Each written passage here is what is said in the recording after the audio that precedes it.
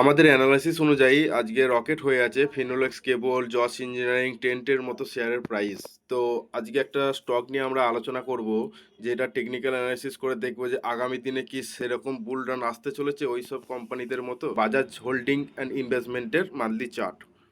তো দেখতেই পাচ্ছ যে এইখান থেকে একটা খুব সুন্দর একটা ট্রেন লাইনের ওপর বেস করে মার্কেট কন্টিনিউ আপ ট্রেন্ডের ওপর উঠে গেছে। এইখান থেকে তার সর্বোচ্চ হাই থেকে একটা ভালো রকম কারেকশনের পরে এই জায়গাটাতে একটা বেস নিচ্ছে, তারপরে মার্কেট উপর দিয়ে যাওয়ার সম্ভাবনা দেখাচ্ছে। তো আরও কিছু জিনিস দেখবো, যেটা হচ্ছে আমাদের ইএমএ দেখবো। আমি ইএমএটা লাগিয়ে দিয়েছি। ইএমএতে দেখতেই পাচ্ছ যে এটা উইকলি চার্টে যদি আমি কনভার্ট করে দিই উইকলি চার্টেতে, আর ট্রেন লাইনটা আমি একটুখানি রিমুভ করে দিই একবার। তো রিমুভ করলে দেখতে পাচ্ছ যে এই যে 200 ইএমএ, এই 200 ইএমএর কাছে এসে প্রাইস কন্টিনিউ লোয়ার লো করতে করতে এসে প্রাইস পড়লো, পড়ার পর একটা আপ ট্রেন্ড দেখাচ্ছে। তো এই জায়গাতে আর কি করলো, এই জায়গাতে দেখো যে প্রাইস লোয়ার লো করার পরে এইখান থেকে একটা আপ মুভ দেখিয়ে একটা ফল হলো, জাস্ট একটা কারেকশন হওয়ার পরে কিন্তু এখানটা ব্রেক করার চেষ্টা করছে।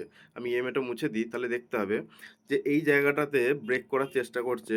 যদি এখানটা যদি বক্স টাইপের যদি একটা প্যাটার্ন যদি টানি, তা দেখতে হবে যে এই যে বক্স প্যাটার্ন ডেইলি চার্টে কনভার্ট করে দিলে দেখো যে এই বক্স প্যাটার্নকে কন্টিনিউ ওই যে 200 ইএমএ 10 লাইন থেকে রিজেকশন পেলো, আবার পড়লো, আবার রিজেকশন পেলো, আবার পড়লো, আবার রিজেকশন পেলো, মানে মাল্টিপল টাইম ফ্রেম রিজেকশন পাচ্ছে।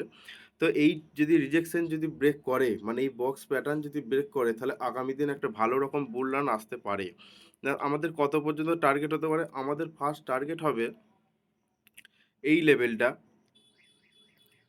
যেটা হচ্ছে 12,556 লেভেল, যেটা এইখান থেকে প্রায় 15% 16% মতো টার্গেট। আর সেকেন্ড টার্গেট আমাদের এই মাথাটা, যেটা হচ্ছে 32% টার্গেট, 14,343 লেভেল। তো দেখা যাক যে বাজাজ হোল্ডিংয়ের যদি ব্রেক যদি করে, তাহলে একটা ভালো মোমেন্টাম আমরা পাবো।